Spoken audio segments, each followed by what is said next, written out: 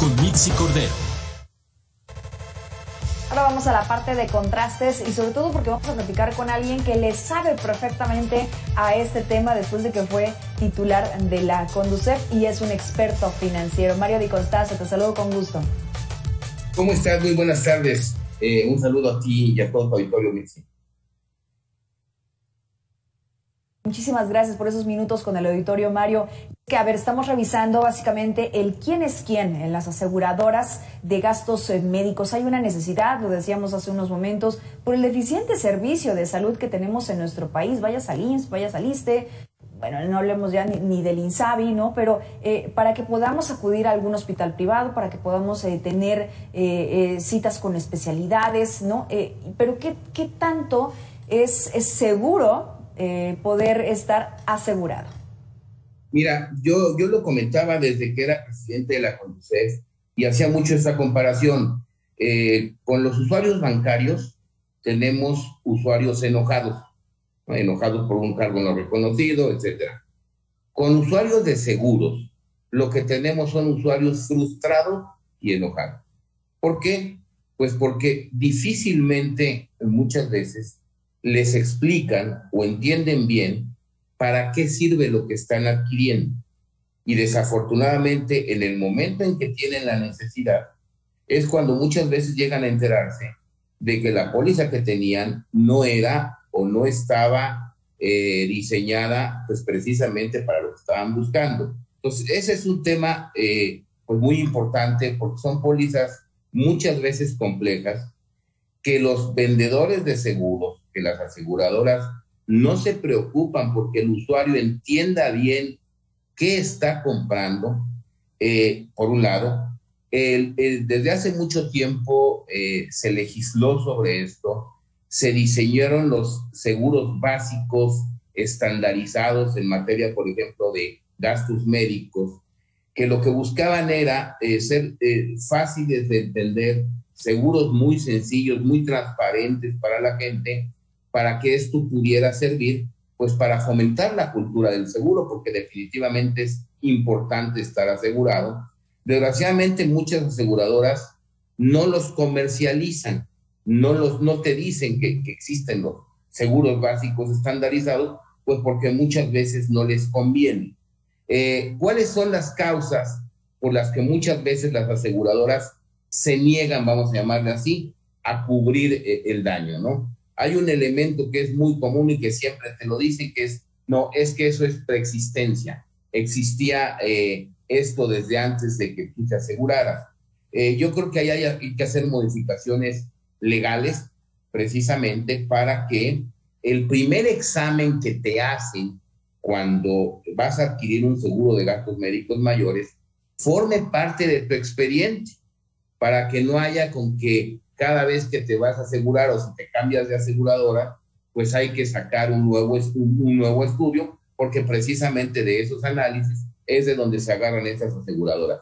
¿Qué le recomiendo a la gente? Primero, que cuando vaya a adquirir un seguro, se cerciore bien para qué va a servir, qué es lo que quiere cubrir esta persona y en qué momento lo puede utilizar. La Conducef, en mi época, desarrolló un simulador de seguros de gastos médicos mayores, donde te va explicando cada término.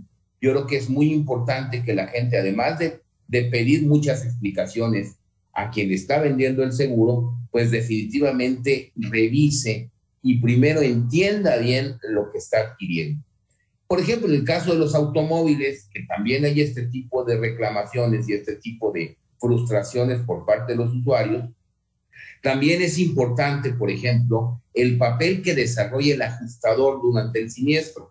En la Conducef teníamos un valuador, vamos a llamarle así, un calificador de ajustadores.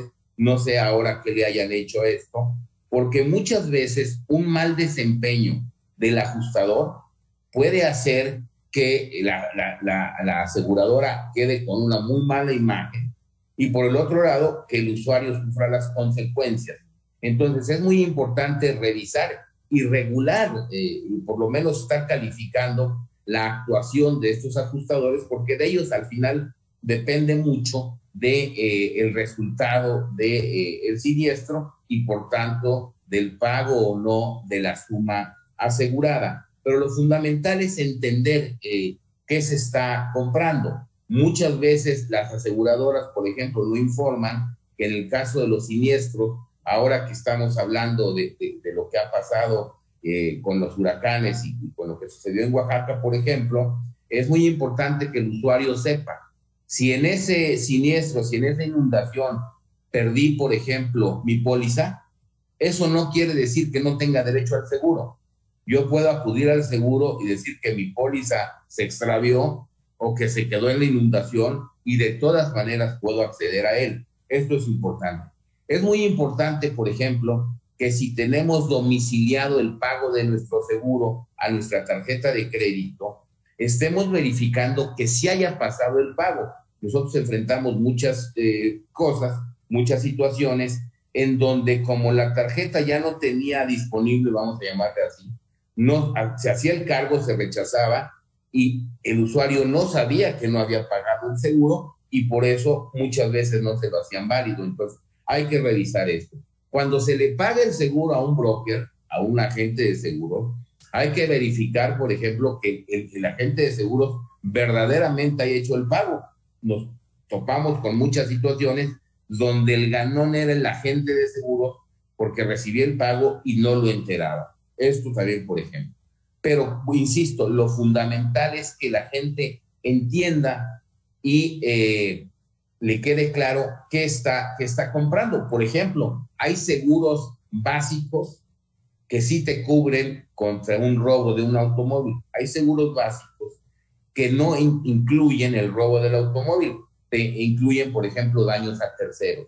En el caso de los seguros de gastos médicos mayores, es muy importante que la gente entienda lo que está adquiriendo, porque una cosa es la suma asegurada y otra cosa es, digamos, las divisiones o las diferencias que hay entre los diferentes padecimientos que puedas tener.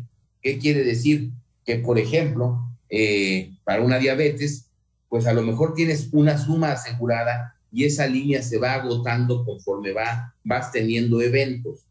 Y a lo mejor puede suceder, y tocamos madera todos, que tengas diabetes y que luego se te complica con otra enfermedad crónico-degenerativa y que para esta otra no estés cubierto. Así nos parezca de absurdo, llega a suceder. Por eso yo a los usuarios les recomiendo primero que revisen muy bien, que entren a los simuladores. Me imagino que el de Conducef todavía deba de funcionar y deba de estar actualizado. Vean qué incluyen, traten de entender los términos. Si no los entienden, que pregunten a quien se los está vendiendo o que acudan a la propia Conducef para ver qué es una prima, qué es un coaseguro, qué es, por ejemplo, una cobertura amplia, etcétera, etcétera, para que entonces sí no tengamos una mala imagen de los seguros, porque lo que sí es muy importante recalcar que siempre es mejor tener algún tipo de seguro a no tener nada. Esto es fundamental. Y que existen seguros muy básicos y muy complicados, pero es muy importante que nosotros de alguna manera tratemos de tener algún tipo de cobertura, ya sea de gastos médicos mayores o también sea de nuestras posesiones, como si de un automóvil, por ejemplo, los seguros para sismo, ahora que ha estado temblando o que ha temblado en otras partes de la República, cuando tienes un crédito hipotecario, la Conducef nos dimos cuenta que hay algunos que no te sirven. Es decir, en el sismo del 2017 nos tomamos con situaciones patéticas, que había gente que se había caído del edificio, que había acabado de comprar el departamento y el seguro no le alcanzaba ni siquiera para liquidar el departamento. Entonces se quedaba sin casa y además con un crédito todavía pendiente. Creo que estas cosas se tienen que revisar. La Conducef en su momento señaló mucho de esta situación. Tiene que haber adecuaciones legales, pero también tiene que haber adecuaciones de educación financiera, tanto por parte de las aseguradoras como por parte de los usuarios.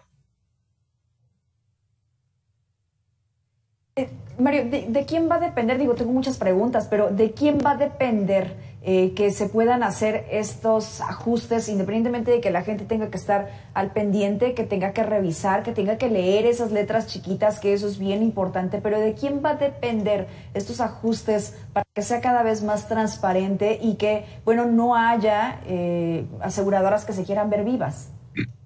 Mira, yo diría que dependen de tres grandes actores, ¿no? Primero, el legislativo, introducir las reformas necesarias. Tengo entendido que ya hay diputados del grupo parlamentario del PRI que están trabajando en este tipo de iniciativas que son muy necesarias.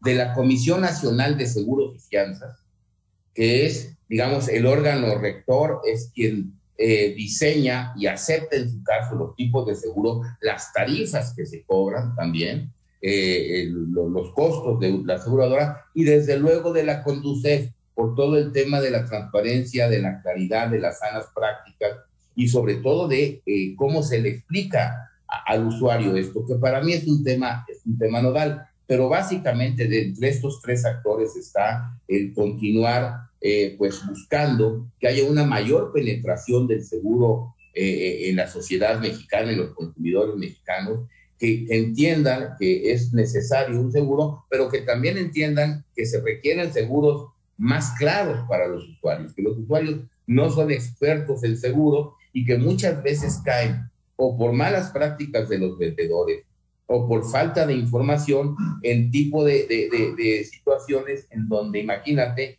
que tú estás pagando un seguro de gastos médicos mayores y en el momento en que llegas a necesitarlo te dicen, pues fíjese que no era el adecuado, que su enfermedad no cae en esto. Me parece que esto es lo que genera una mala imagen del seguro y lo que ahuyenta a los usuarios en vez de incrementar este interés o esta necesidad por tener este instrumento.